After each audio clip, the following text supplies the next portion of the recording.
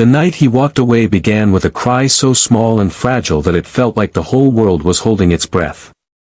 In a white hospital room in Ohio, under harsh lights and the smell of antiseptic, my life split into a before and an after. The man who once promised forever looked at our newborn child, turned pale, and left without looking back. In that moment, abandonment was not loud or dramatic. It was quiet, cold, and final, and it carved a scar into my soul that I would carry for 5 long years. Before the pain deepens, take a moment with me. If you believe in kindness, in second chances, and in the power of love to heal even the deepest wounds, please like this video, share it with someone who needs hope, comment your thoughts, and subscribe to this channel. Your support keeps stories like this alive. My name is Rachel, and I never imagined that love could disappear in the space between one heartbeat and the next. I had met Jonathan in a small church community, where faith and simple dreams tied us together. He was gentle, ambitious, and full of plans. We talked about a modest home, Sunday dinners, and children who would grow up knowing God. When I found out I was pregnant, fear and joy tangled inside me, but Jonathan smiled, or at least I thought he did. I did not notice the cracks forming, the quiet distance, the way his prayers became shorter and his hands colder. The delivery was long and exhausting, and when the nurse placed our baby in my arms, I felt a love so fierce it erased the pain. Our son, Caleb, was tiny, perfect, and real. I looked for Jonathan, expecting tears or relief, but instead I saw something like fear, raw and unhidden. He stared at the baby, stiff and silent. Within minutes, he mumbled something about needing air, about being overwhelmed. I believed him, because love often chooses trust over truth. He never came back. Hours passed. Then days. Calls went unanswered. Messages stayed unread. The hospital discharged me with a newborn and a hollow ache where partnership should have been. Later, I learned that Jonathan had left the state, leaving behind a note filled with excuses and confusion, none of them brave enough to be called reasons.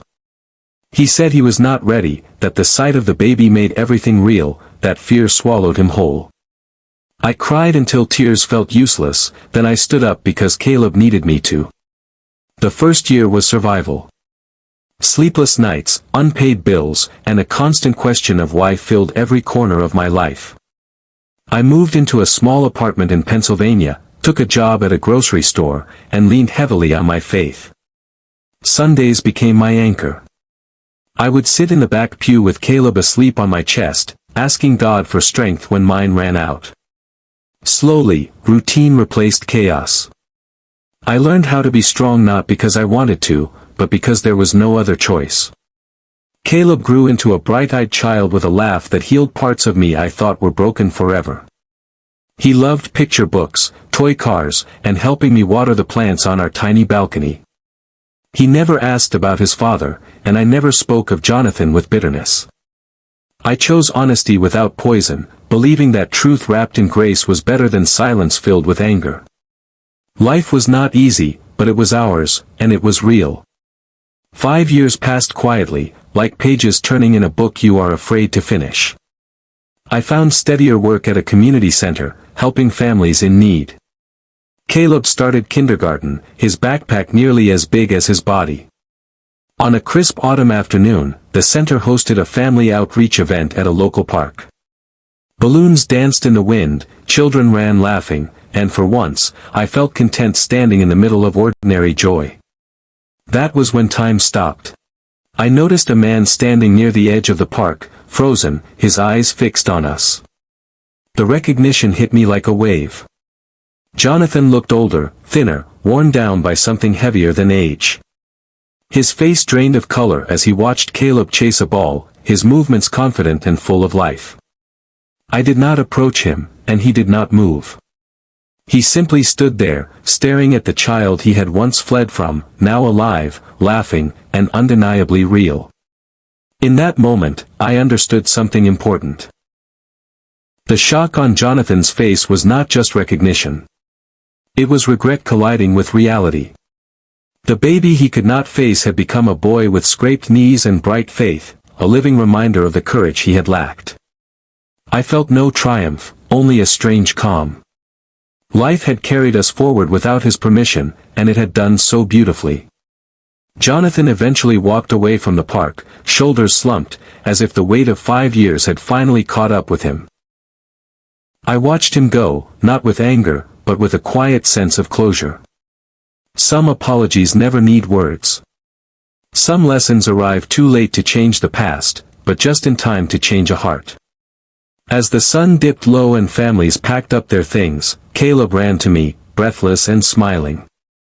I hugged him tightly, aware that love had chosen us when fear had not.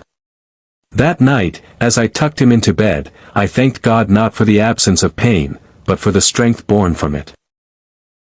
I realized that abandonment did not define us. Survival did. Growth did.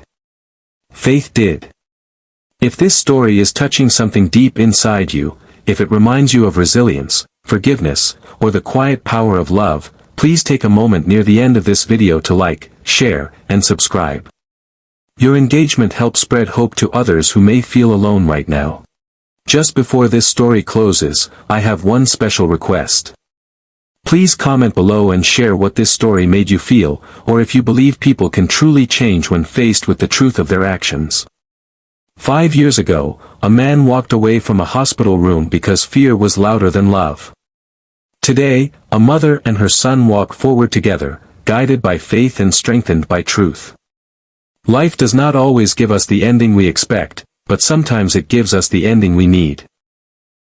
And sometimes, the greatest miracle is not being chosen by someone else, but choosing to rise, love fully, and never look back.